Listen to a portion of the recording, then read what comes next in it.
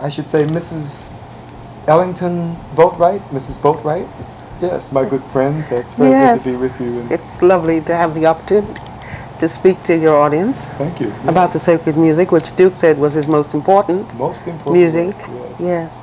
It was wonderful that when I was with him in the orchestra, all of us would say that Duke is at his best when he's doing the sacred concerts. Yes. That was the word that went around in the group, in the orchestra, the musicians and singers, and it was just wonderful when he did them. The Lord just, that the God that he believed in. Yes. Really, really did a wonderful thing there. Can you tell us what they meant to Duke? What was his belief in God? What created this? The history of the sacred concerts. The first sacred concert was composed in 1965, and Duke was invited to perform it at Grace Cathedral. Yes. By Dean Bartlett and Canon Yaryan, yes. John Yaryan. That sacred concert was very important, and we have that here, as you know, yes, we do. In one of the books. He was later invited to perform that in '65 at the Fifth Avenue Presbyterian Church in New York on Fifth Avenue. The second sacred concert was composed and premiered in 1968 at the Cathedral Church of St. John the Divine, and that's in New York City. And there it was Bishop Donegan who invited Duke. And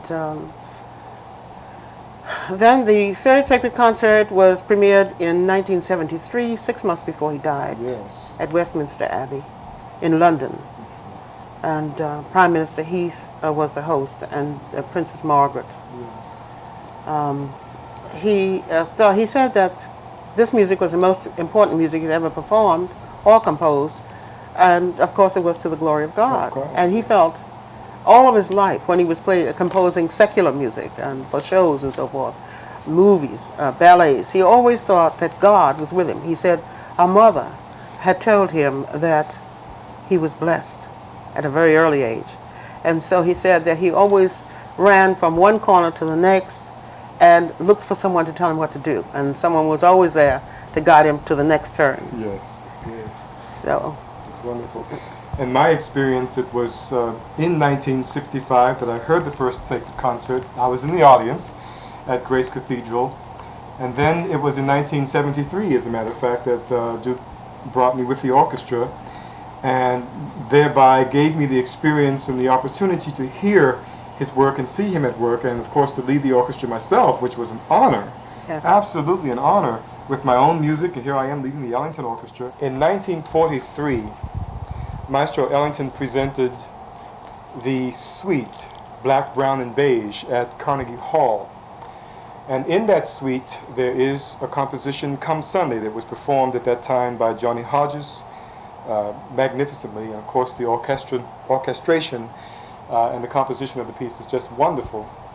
At that time, Maestro Ellington was composing music that was thought of to be religious.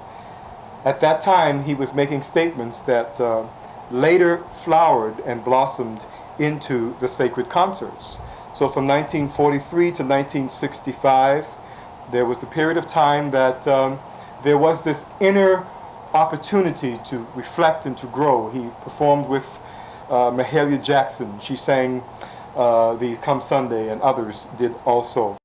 In referring to the recording they made with Mahalia, yes, Duke called me up after the recording had finished, and he said, you know, we couldn't get it just right last night for a long time, because Mahalia said that she didn't sing as she had wanted to sing. I see. So therefore, he said, I turned out all of the lights in the studio. Oh, yes. And then she was magnificent. Yes, yeah, yes. she was magnificent. That certainly is a fine recording, too. Yes, that came out of a darkened studio. Bravo. Yes, all the musicians played in the dark. Oh, everything. Oh. Yes. Oh. Everything happened now, in the did dark. they have the music memorized? Yes. They did. Yes. Of course, that was true with the orchestra. Generally. Generally, yes. Because, as you know, Duke dictated much of his music in the recording studio. Yes, yes.